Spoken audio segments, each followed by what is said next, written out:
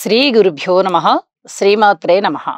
మా భక్తిని ప్రోత్సహిస్తున్నటువంటి మా ప్రేక్షకులందరికీ ధన్యవాదాలు తెలియజేస్తూ 6 అక్టోబర్ నుంచి 12 అక్టోబర్ వరకు గల కాలానికి దసరా నవరాత్రులు జరుగుతూ ఉన్న కారణం చేత దసరా శుభాకాంక్షలు కూడా తెలియజేస్తూ వార ఫలితాలు ఏ విధంగా ఉన్నాయి, గ్రహస్థితులు ఏ విధంగా ఉన్నాయి తెలియచెప్పుకుందాము.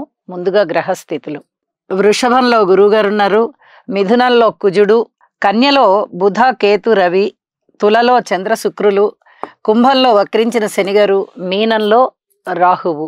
ఇక వారాంతానికి వెళ్ళేటప్పటికీ బుధుని యొక్క స్థితి శుక్రునితో కలిసి తులారాశిలో ఉన్నది. తులారాశిలో ఉన్నటువంటి చంద్రుని యొక్క స్థితి మకర రాశిలోకి వచ్చి ఉన్నది.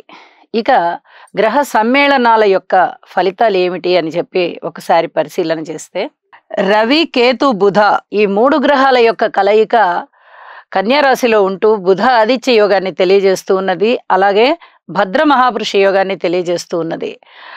గోచారంలో కన్నా కూడా జన్మజాతకంలో భద్ర మహాపురుష యోగాలు చాలా చాలా బాగుంటాయి. ఈ రకంగా గ్రహస్థితి ఉన్న వారికి జన్మజాతకంలో ఇప్పుడు చాలా అద్భుతమైన ఫలితాలు ఉండబోతున్నాయి.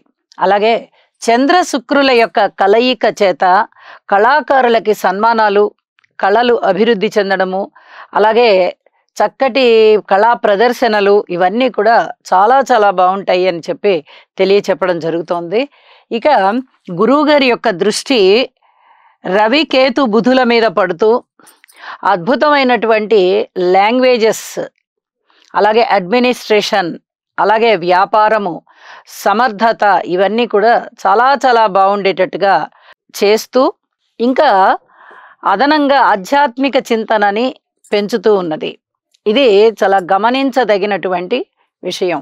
అలాగే కుజుని యొక్క 4వ దృష్టి కూడా రవి బుధ కేతువుల మీద ప్రసరిస్తూ ఉన్న కారణం చేత ఇక్కడ ఎలక్ట్రికల్ అండ్ ఎలక్ట్రానిక్ వస్తువుల వినియోగం బాగా పెరుగుతూ ఉంటుంది. అలాగే ఆ ఉద్యోగస్తులకి, వాటికి సంబంధించినటువంటి ఉద్యోగస్తులకు కూడా చక్కటి లబ్ధి చేకూరుతూ ఉంటుంది. అలాగే ఆధ్యాత్మిక చింతన పెరిగే విధంగా, అడ్మినిస్ట్రేషన్ కెపాసిటీ పెరిగే విధంగా చాలా చాలా బాగుంటుంది.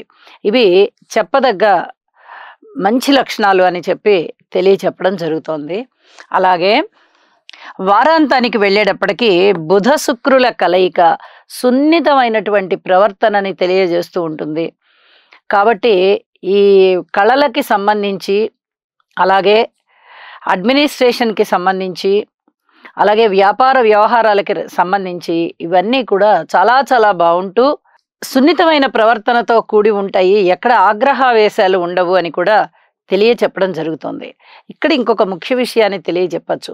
వార ప్రారంభంలో చంద్ర శుక్రుల యొక్క కలయిక అమ్మవారిని మనము ఆరాధించేటటువంటి ఈ కళలు ఏవైతే ఉన్నాయో, షోడశ కళలు, వాటికి సంబంధించి ఈ చంద్ర శుక్రుల కలయిక చాలా అద్భుతమైనటువంటి ఫలితాలను ఇస్తుంది. ఇది అమ్మని మనం పూజించడం వల్ల మనకి చక్కటి అభివృద్ధి, మానసిక ఉల్లాసము ఉంటుంది అని చెప్పి తెలియజేస్తూ ఇక రాసుల్లోకి వెళ్దాము. వృశ్చిక రాశి. వృశ్చిక రాశి వారికి 6 అక్టోబర్ నుంచి 12 అక్టోబర్ వరకు గల కాలానికి అద్భుతమైనటువంటి గ్రహస్థితులు. 7వ స్థానంలో గురువుగారు బాగున్నారు. అలాగే లాభస్థానంలో బుధ రవి కేతువులు బాగున్నారు. వ్యయస్థానంలో శుక్రాచార్యుల వారు బాగున్నారు. 5 గ్రహాలంటే మాటల. స్థిరోభవ వరదోభవ అన్నట్టుగా రవి గారు కేతువు ఇద్దరూ స్థిరంగా ఉన్నారు. వారాంతంలో బుధుడు మారిపోయినప్పటికీ చాలా అద్భుతమైనటువంటి ఫలితాలు. 5 గ్రహాలంటే అది మాటలైన విషయం కాదు. అందులోనూ గురువుగారి యొక్క దృష్టి రాశి మీద పడుతూ ఉంది. ఇది చాలు చాలా అద్భుతమైన ఫలితాలు ఇవ్వడానికి. ఇంకా సపోర్టెడ్గా వీరందరూ కూడా చాలా చాలా మంచి ఫలితాలను ఇస్తూ ఉన్నారు. ఊహించని విధంగా లాభాలు వస్తాయి, దైవభక్తి పెరుగుతుంది, దైవ కార్యాలు చేస్తారు, ఉన్నత విద్య బాగుంటుంది. అలాగే ఉద్యోగం విషయంలో కూడా ఉన్నతి లభిస్తుంది. నిరుద్యోగ సమస్య తీరుతోంది. ధన ఆదాయం బాగుంది. కీర్తి ప్రతిష్టలున్నాయి. కుటుంబ ఐకమత్యం బాగుంటుంది. సంతానం కోరుకునే వారికి సంతానం పట్ల ఓర్పు చూపే విధంగా మీరు ఇన్నాళ్ళు ఉన్నారు, ఓర్పు చూపించారు. అదంతా కూడా ఇప్పుడు సానుకూలం అవుతూ ఉన్నాయి. మాతృవర్గ రీత్యా చిన్నపాటి జాగ్రత్తలు పాటించండి, ఓర్పు కలిగి ఉండండి. అర్ధాష్టమ శని గారి యొక్క సంచారం జరుగుతూ ఉన్న కారణం చేత ఒక్కసారి శని గారికి తైలాభిషేకం చేయించండి. గురుబలం చాలా బాగున్నది కాబట్టి ఎటువంటి భయము పడాల్సిన అవసరం లేదు. సంపదలు వృద్ధి పొందుతాయి. వివాహ జీవితంలో ఆటంకాలు ఉన్న వారికి ఆటంకాలు తొలగిపోతాయి. ఆటంకాలు లేని వారికి ఇంకా ఇంకా ఐకమత్యం పెరుగుతుంది. అలాగే వివాహం కోసం ఎదురు చూస్తూ ఉన్నటువంటి యువతీ యువకులకి వివాహం జరుగుతుంది. పబ్లిక్ రిలేషన్స్ బాగుంటాయి. రాజకీయ నాయకులు బాగుంటారు. వ్యాపారస్తులు బాగుంటారు. బంధువర్గ రీత్యా అనేక రకాల సహాయ సహకారాలు అందుతాయి. దూర ప్రాంత ప్రయాణాల గురించి మటుకు జాగ్రత్త వహించవలసి ఉంటుంది.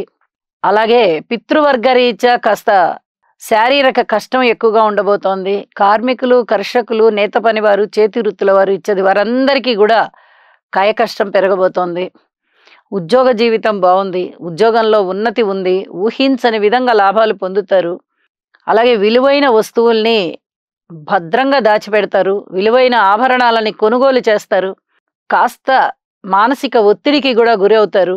దీని కొరకు గురుగ్రహ స్తోత్రాలని పఠించండి లేదా యోగా చేయండి. చాలా చక్కటి ప్రయోజనాలు కనిపిస్తూ ఉంటాయి. దైవ కార్యాలు చేయడంలో 10 మందిని కూడగట్టుకొని ఒక ఐకమత్యంతో దైవ కార్యాలు నిర్వహించడంలో అత్యంత తృప్తిని పొందుతారు. వారాంతానికి వెళ్ళేటప్పటికీ బుధుని యొక్క స్థితి మారి ఉంది.